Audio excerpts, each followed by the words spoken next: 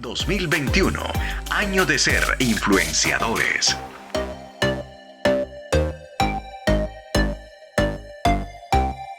Y antes de entrar en la palabra, yo quiero que escuchemos unos audios que preparé para usted. Vamos a escuchar el primero. Colombianos, desde finales del año pasado, el gobierno nacional empezó a trabajar para enfrentar el coronavirus. Nuestra institucionalidad ha estado trabajando 24 horas al día, 7 días a la semana, para entender y enfrentar esta pandemia. Como les dije el domingo pasado, nos encontramos en la fase de contención.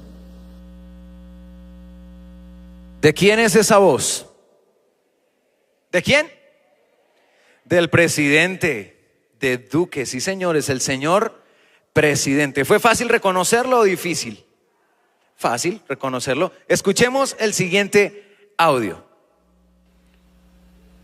Y sabe, sentí una firme convicción en mi espíritu de parte de Dios. ¿Quién es? De hoy darle ¿Quién? a usted de parte del Señor algunas claves sencillas, pero que son muy poderosas. Nuestro pastor Fernando, sí señor, lo reconocieron rápido, muy bien, el pastor Fernando. Y vamos a escuchar un tercer audio, a ver si lo descubren rápido. Yo creo que sí. Padre, gracias te doy, porque eres bueno, porque para siempre es tu misericordia. ¿Quién es? Porque estás obrando. El apóstol inconfundible, ¿verdad? Liberando, y la música y todo. Muy bien. Y ahora quiero que miremos la pantalla por un momento. Y va a aparecer algo muy especial. ¿Él es quién? Él es Jesús. Así es. Y quiero hacerte una pregunta en esta mañana. ¿Reconocerías la voz de Jesús igual a la de mi pastor Fernando, a la de mi apóstol, a la del presidente de la República? Esa es la gran pregunta en esta mañana. ¿Reconocemos la voz de Jesús? ¿Conocemos a Jesús? Y he titulado este mensaje de la siguiente manera. Es una frase que hemos escuchado en nuestro país. Es muy común. Y lo titulé de la siguiente manera. ¿Y usted no sabe quién soy yo? ¿Sí han escuchado esa frase alguna vez? Sí, es muy popular en nuestro país. ¿Y usted no sabe quién soy yo? Cuando lo van a sentar a uno ¿y usted no sabe quién soy yo, mi hermano? Por favor, respeto. Usted no sabe quién soy yo. Y esta pregunta se la hizo Jesús a sus discípulos. Y quiero que vayamos por favor a Mateo 16:13. Mateo 16:13. Mateo 16:13 dice la siguiente manera. Viniendo Jesús a la región de Cesarea de Filipo, preguntó a sus discípulos diciendo: ¿quién dicen los hombres que es el Hijo del Hombre? El versículo 14 dice: y ellos dijeron, unos dicen que tú eres Juan el Bautista, otros dicen que tú eres Elías, y otros Jeremías o alguno de los profetas. Y Jesús les dice, en el versículo 15 les dice: Él les dijo: ¿y vosotros quién decís que soy yo? El 16, respondiendo Simón Pedro dijo: tú eres el Cristo. ¿Tú eres qué? El Cristo, el Hijo del Dios viviente. Entonces le respondió Jesús: bienaventurado eres, Simón, hijo de Jonás, porque no te lo reveló carne ni sangre, sino mi Padre que está en los cielos. Y esa es la pregunta. ¿Y ustedes? ¿Quién decís que soy yo? El libro de Mateo fue escrito por Mateo, el recaudador de impuestos, pero también el discípulo de Jesús. Y a lo largo de este libro, Mateo nos muestra a Jesús como el Mesías. Repita después de mí, el Mesías, como el Mesías. Ahora bien, el pueblo de Israel esperaba a un Mesías ungido, a un Mesías poderoso, impetuoso, como lo habían profetizado los profetas siglos antes. Pero muchos pasaron por alto que también se refería a un rey como siervo sufrido y rechazado, a alguien que después matarían. El pueblo de Israel esperaba que Jesús bajara de los cielos con gran ímpetu, con sonidos extravagantes. Esperaban que Jesús bajara con un ejército enorme. Wow, este sí es el Mesías. Eso esperaba el pueblo de Israel. Un Jesús lleno de poder, que cayeran truenos, relámpagos. Pero no. ¿En dónde nació Jesús? En un pesebre, ¿verdad?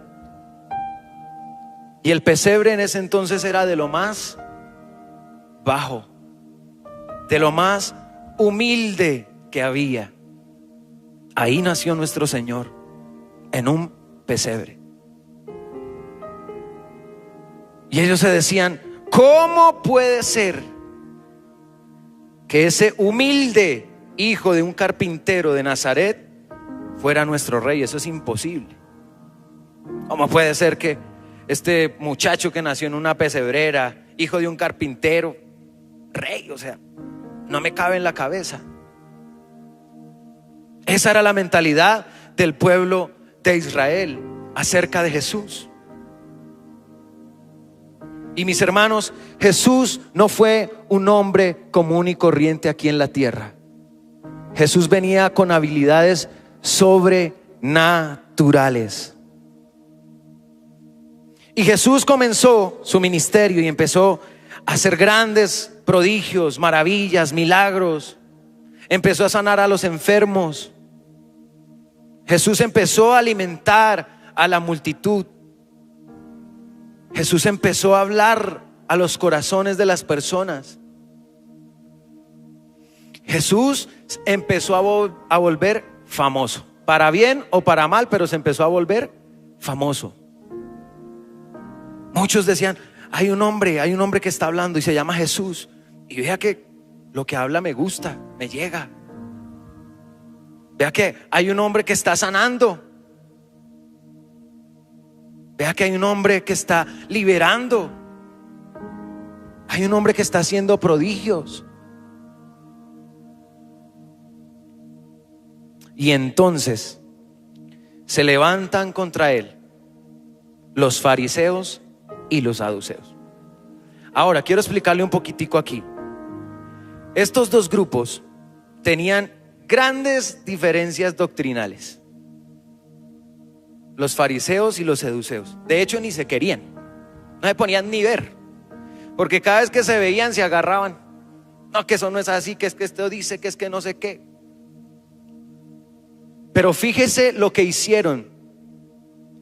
Estos dos grupos se unieron solamente para matar a Jesús, aún con sus diferencias, pero se unieron para matar a Jesús. Jesús para ellos era un enemigo, como lo es hoy en día para muchos. Y quiero entrar en el tema que les quiero hablar más profundo. Habían multitudes que seguían a Jesús. Versículos anteriores, Jesús le enseña a sus discípulos acerca de la levadura, que no se dejaran engañar por las enseñanzas falsas. Y camino, dice ahí, viniendo Jesús a la región de Cesarea de Filipo, o sea, camino a Cesarea, podemos decir o intuir que Jesús se quedó pensando y, oiga, ¿qué están pensando las multitudes que me siguen? Voy a preguntarle a los discípulos: ¿qué piensa la gente que soy yo? ¿Qué dicen de mí? Y Él les hace esa pregunta. Ahora, ¿cuáles multitudes seguían a Jesús? Entre la multitud, Él selecciona a sus 12 discípulos.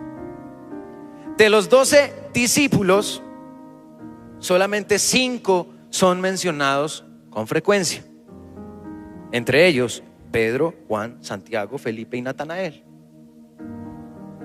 De los 5, solamente 3 eran los más cercanos a Jesús. Diga, cercanos a Jesús. ¿Cuántos? 3, solamente 3 eran los más cercanos a Jesús. Y en el versículo vemos las diferentes perspectivas de cómo se puede ver a Jesús. Y la primera que le quiero hablar, la perspectiva de la multitud. Repita después de mí, la perspectiva de la multitud. Multitud. Por favor, vayamos a Mateo 16, 13 y 14, que fue el versículo que leímos. Bien, viniendo Jesús a la región de Cesarea de Filipo, preguntó a sus discípulos diciendo: ¿quién dicen los hombres que es el Hijo del Hombre? Ellos dijeron, unos Juan el Bautista, otros Elías y otros Jeremías o alguno de los profetas. Esto era lo que la gente estaba hablando. Esto era lo que la gente decía, ¿no? Pues Jesús debe ser algún profeta. Jesús debe ser Elías. Esto era lo que la multitud hablaba de Jesús. Acompáñeme por favor a Mateo 4:25. Mateo 4:25 dice de la siguiente manera: numerosas multitudes, ¿cuántas multitudes? Lo seguían a todas partes. Gente de Galilea, de las 10 ciudades, de Jerusalén, de toda Judea y del oriente del río Jordán. Multitudes, multitudes seguían a Jesús. Multitudes. Como les expliqué al principio, muchos viajaban cantidades de kilómetros solamente para ir a escuchar a Jesús. Decían, no, hay un hombre que está hablando y vamos a viajar a escuchar a este hombre. Muchos en la multitud estaban enfermos y sabían que Jesús sanaba y lo seguían. Muchos de ellos tenían problemas y veían en Jesús una respuesta. En esa multitud también habían otros que les gustaba solamente escuchar el mensaje. Bonito como habla. Ya para qué, pero habla chévere. Entre esa multitud estaban los que les gustaba escuchar. Jesús era en ese momento el famoso Jesús. Se volvió noticia Jesús y todos querían verlo, judíos y gentiles, todos querían verlo. Y hay características en la multitud que podemos sacar de esto. La primera, le gusta escuchar a Jesús. A la multitud le gusta escuchar a Jesús. ¿A cuántos les gusta escuchar a Jesús? A mí me gusta escuchar a Jesús. Segunda, quiere estar cerca de Jesús. A la gente le gustaba estar cerca de Jesús. No solamente por lo que hablaba, sino por lo que era. A la gente le gustaba estar cerca de Jesús. Tercero, a la gente le gustaba demandar señales de Jesús, milagros, prodigios. Estaban expectantes de lo que Jesús iba a decir, de lo que iba a hacer. Wow, ¿y Jesús de qué va a hablar? ¿Qué milagro va a hacer Jesús hoy? El que iba enfermo decía, wow, yo voy a ser sano por Jesús. La gente demandaba señales de Jesús, ¿verdad? Pero también encontramos cosas no tan buenas en la multitud. Entre esas, a la multitud no le gusta comprometerse. Muchos de ellos recibían el milagro y si te vi no me acuerdo. Jesús me sanó, gracias, Dios lo bendiga. Y se iban.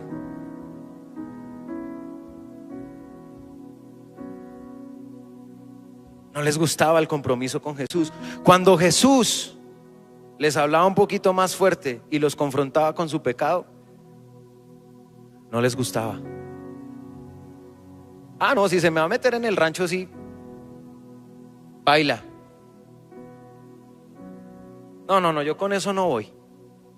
No, yo vengo porque usted habla bonito, porque sana a los enfermos, pero ya que se meta en mi vida y que hable de esa manera, no, a mí no me gusta. No les gustaba el compromiso con Jesús.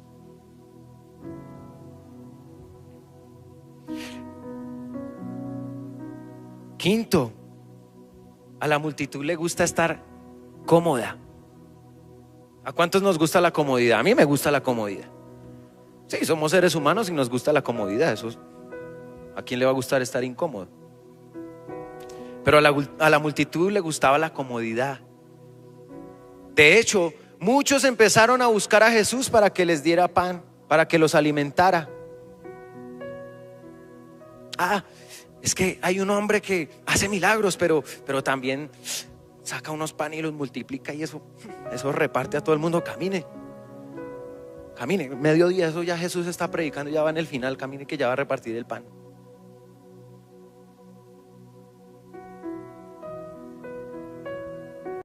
Le gustaba estar cómoda, y Jesús les dijo, ustedes vienen a mí por lo que yo les puedo ofrecer, pero no vienen a mí porque verdaderamente me amen. Esa era la multitud. La multitud seguía a Jesús por sus milagros, por sus prodigios. La multitud vio a Jesús caminando en las aguas, vio multiplicar los panes y los peces. Pero dentro de la multitud habían muchos que hablaban mal de Jesús y estaban ahí. Y eso está en la Biblia. Juan 7:12 dice: y había un gran murmullo acerca de él entre la multitud, pues unos decían, es bueno, pero otros decían, no, sino que viene a engañar al pueblo. ¿Esto qué quiere decir? Que muchas veces la multitud era movida por sus emociones, pero no quería ser transformada por Jesús. Movidos en sus emociones. Lo chévere, lo bonito, lo bueno que se ve, pero no querían ser transformados por Jesús. ¿Cuántos quieren ser transformados por Jesús en esta mañana? Y esto lo vemos también cuando Jesús entró a Jerusalén en el pollino. Todos gritaban: Jesús, Jesús, hijo de David, Jesús, Jesús, eres el Mesías, Jesús, Jesús. La emoción, Jesús está entrando, Jesús. Pero muchos de los que estaban entre esa multitud gritando Jesús, más adelante gritarían: mátenlo, crucifíquenlo, él no es el Mesías, mátenlo.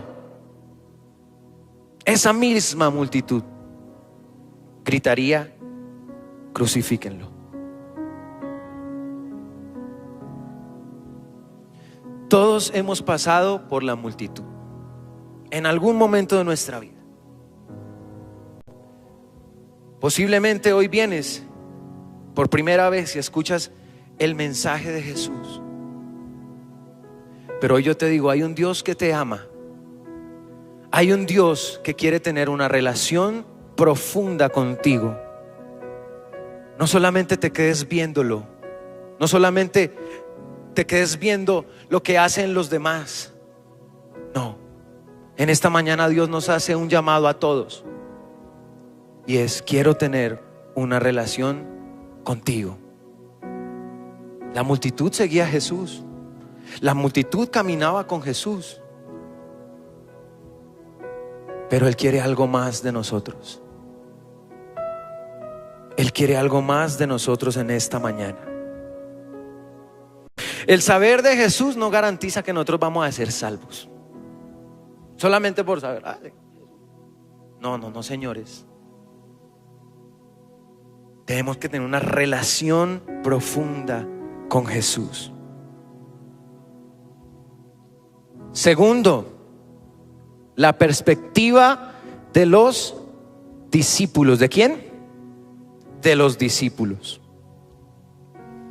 Mateo 16:15 dice: Él les dijo: ¿y vosotros quién decís que soy yo? Jesús dice: bueno, entiendo que la multitud no comprenda quién soy yo.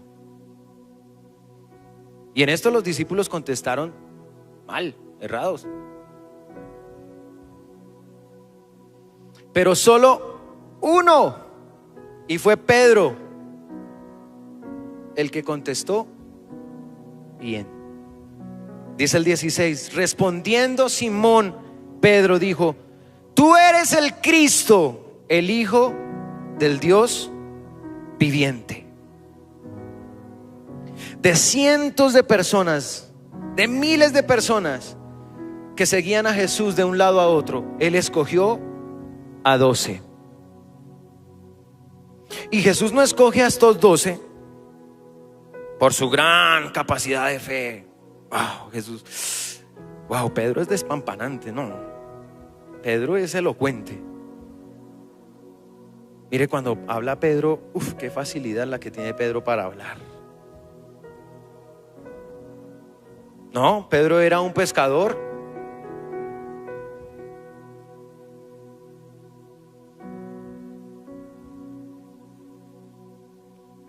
Él llama a Mateo, un recaudador de impuestos. No los querían. Y Jesús le dice: venga y sígame.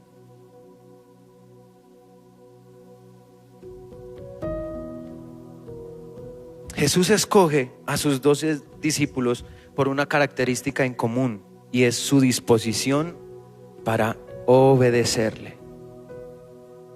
Su disposición para obedecerle.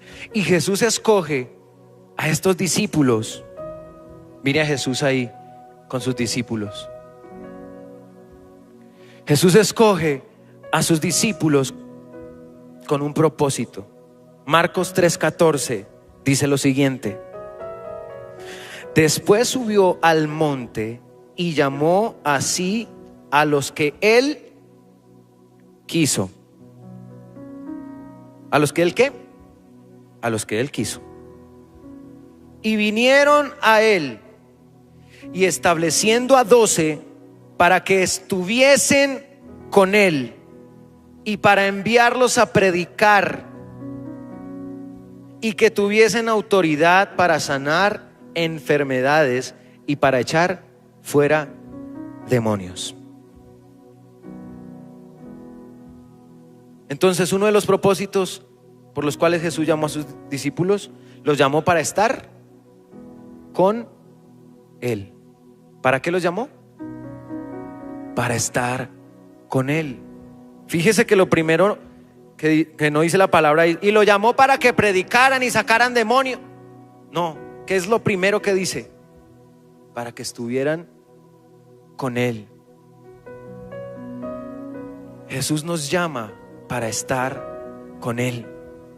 Jesús quiere una relación con nosotros. Él quiere una intimidad con nosotros. Jesús, Sarita, si puedes volver a colocar por favor la imagen de Jesús y sus discípulos. Jesús quería una relación. ¿Una qué? Una relación. Y eso quiere Jesús hoy de nosotros, una relación con Él. En la vida tenemos subidas y bajadas. Y muchas veces, nos olvidamos de Jesús. Muchas, cantidades de veces. Pero mis hermanos, esto es real.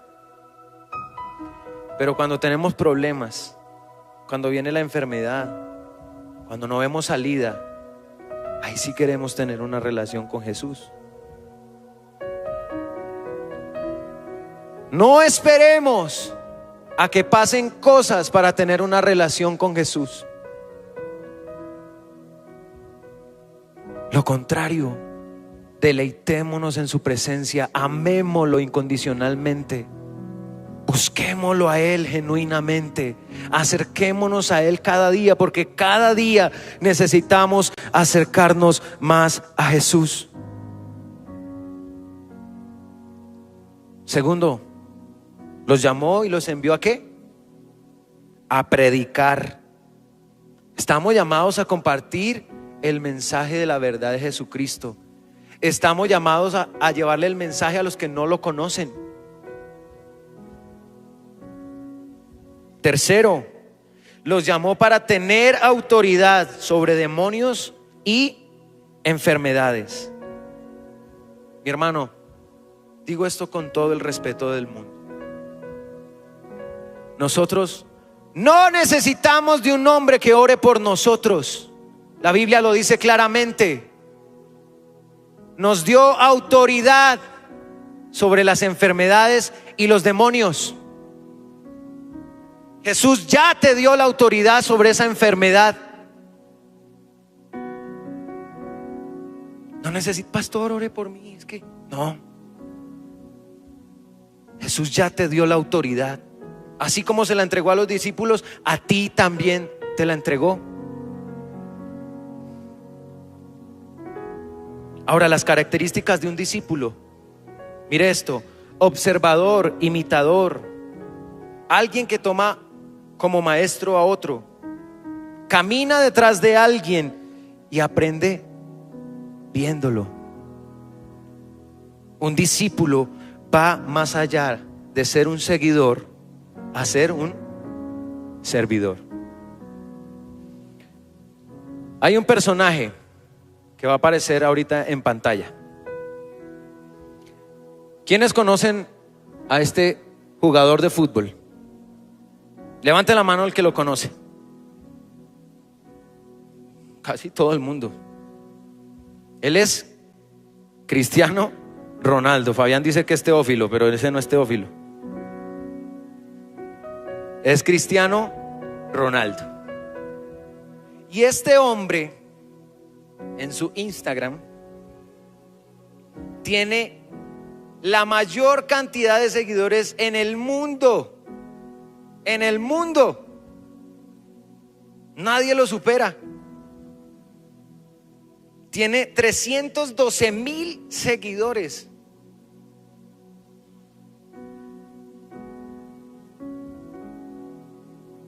Millones de seguidores. Todos lo conocemos, pero la pregunta que tenemos que hacer: ¿y a cuántos de nosotros conoce Cristiano Ronaldo? ¿Hay alguno aquí que Cristiano Ronaldo lo conozca? Ninguno, yo tampoco. Pero déjame decirte algo: Jesús te conoce a ti. Jesús te conoce a ti. Jesús te ama a ti y quiere estar cerca de ti. Él sí te conoce, Él sí te ama. Entonces pasamos de ser seguidores a sus discípulos. Y lo último, mira, un discípulo da la vida por su Señor. Pero esto, cuando lo estaban preparando, yo dije: oiga, un discípulo da la vida por su Señor. Pero en este caso, en la Biblia, el maestro dio la vida por sus discípulos. ¿Qué nos dice? El discípulo se entrega por su Señor, mátenme. Pero no, en este caso en la Biblia encontramos un maestro que se entregó por sus discípulos, se entregó por ti y por mí. Y por ese sacrificio en la cruz del Calvario es que estamos hoy aquí.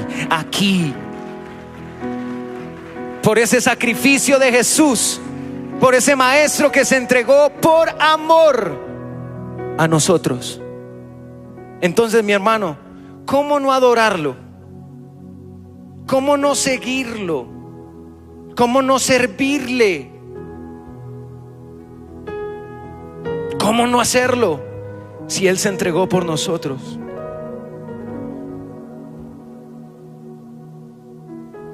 El tercero, la perspectiva de los íntimos. Mateo 16 al 17 dice: respondiendo Simón Pedro, dijo: tú eres el Cristo, el Hijo del Dios viviente. Entonces le respondió Jesús: bienaventurado eres Simón, hijo de Jonás, porque no te le reveló ni carne ni sangre, sino mi Padre que está en los cielos. Como se lo dije al principio, Jesús tenía ¿cuántos íntimos o cercanos? 3.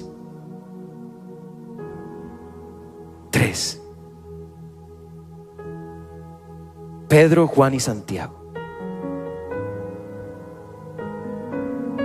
En este caso, la respuesta fue un íntimo de Jesús. Pedro fue un íntimo de Jesús.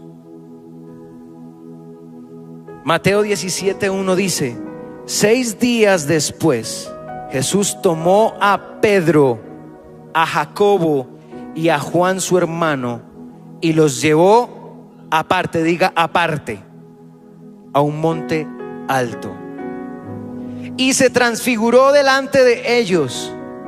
Wow. Y resplandeció su rostro como el sol, y sus vestidos se hicieron blancos como la luz. Una característica es que Jesús aparta a sus íntimos. Jesús aparta a sus íntimos. Y mire lo hermoso, solamente a ellos 3 se les mostró de esta manera. Solamente a ellos 3.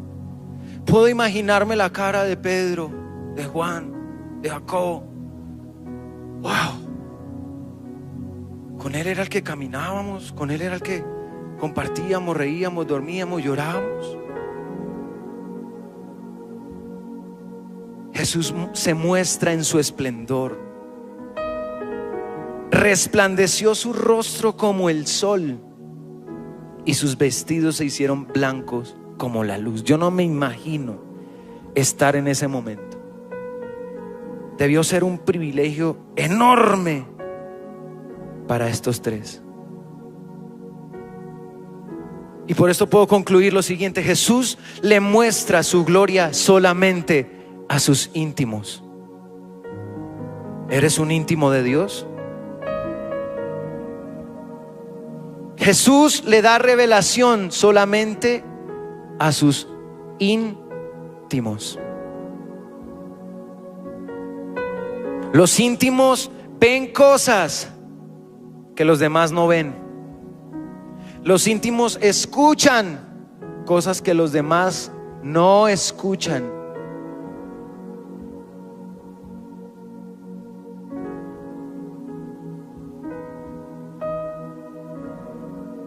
Dice la palabra: mientras él aún hablaba, el versículo 5, una nube de luz los cubrió, y he aquí una voz desde el cielo, una nube desde el cielo les decía: este es mi Hijo amado, en quien tengo complacencia.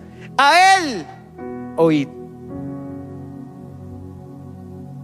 Los íntimos escuchan a Jesús, pero también escuchan al Padre. Aquí los discípulos, Pedro, Jacobo, Juan, escucharon a Jesús, pero también escucharon al Padre hablar.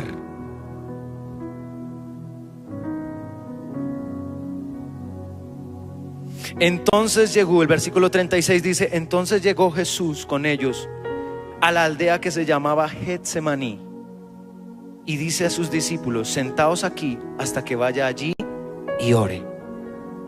Y vuelvo y digo: y tomando, apartando a Pedro y a los hijos de Zebedeo, comenzó a entristecerse y a angustiarse de gran manera. Aquí vemos un Jesús humano, un Jesús que nos entiende. Jesús solamente le muestra su corazón a los íntimos, a nadie más. Jesús le muestra el corazón a los íntimos. Hay cosas que tú le cuentas solamente a alguien muy cercano a ti, no a todo el mundo. Yo no veo a la gente saliendo por las calles a gritar: ¡ay, no tengo cómo pagar el servicio del agua! Uno busca a alguien cercano. Hermano, que es que no tengo para pagar el agua, ¿me ayuda? Hay algunos descarados que buscan a todo el mundo, pero uno le cuenta sus cosas más íntimas a los íntimos. Y Jesús en este momento abrió su corazón a sus íntimos. Pero mire,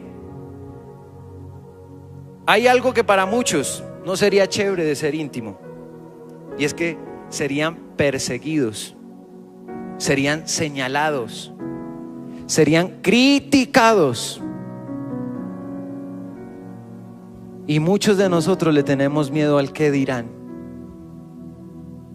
Muchos de nosotros no le hablamos de Jesús a otro porque, uy, qué pena, ¿qué dirá? Dirá que soy un pandereto religioso.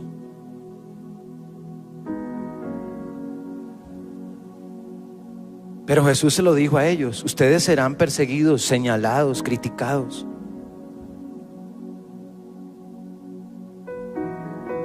Una característica especial de un íntimo de Dios es ser fiel, permanecer. Hay una pasión especial por Dios, comprometidos con Jesús. Los discípulos dejaron todo por seguir a Jesús.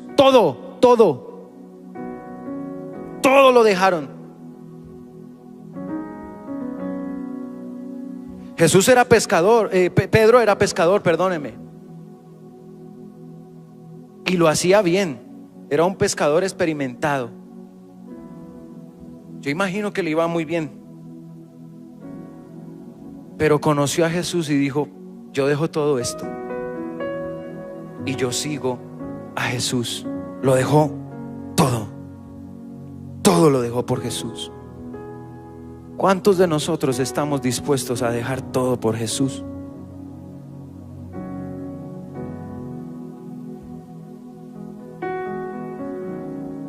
Mis hermanos, ¿en dónde te encuentras? ¿En la multitud? ¿Te gusta escucharlo y nada más? ¿Ver lo que hace? ¿Eres un discípulo de Jesús? ¿Aún con fallas? ¿Aún con dificultades? Pero el llamado que les quiero hacer es: volvámonos íntimos de Jesús, íntimos de su presencia, que podamos conocer su corazón de cerca.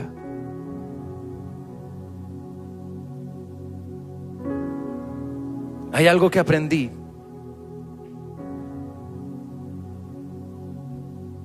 Los musulmanes, los islámicos, a las 12 del día hacen lo siguiente: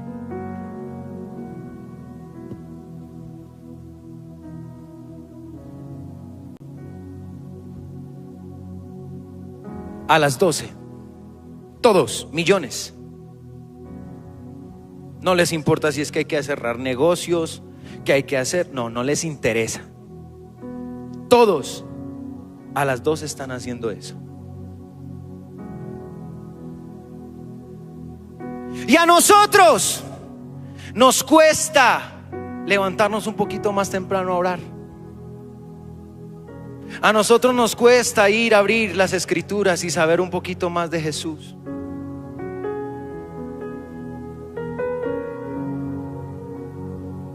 ¿Compromiso? No. Le pedimos a Dios, pero no queremos escuchar qué nos pide Dios a nosotros.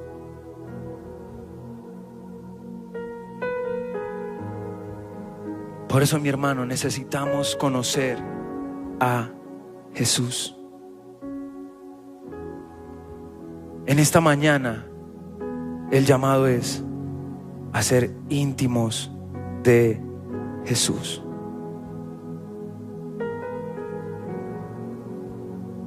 Íntimos de Él, enamorarnos de su corazón, buscarlo en intimidad. Mahatma Gandhi dijo: los cristianos tienen un gran Cristo, pero tienen cristianos pequeños. Ojalá yo tuviera el Cristo que tienen los cristianos.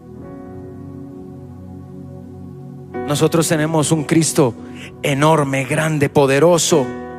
Un Cristo que nos ama, que se entregó por nosotros, que murió en la cruz del Calvario por nuestras enfermedades, por nuestra aflicción, para darnos libertad. Ese es el Cristo en el que creemos. Ese es el Jesús por el que creemos. El que nos dio la libertad. El que nos amó primero sin esperar nada a cambio.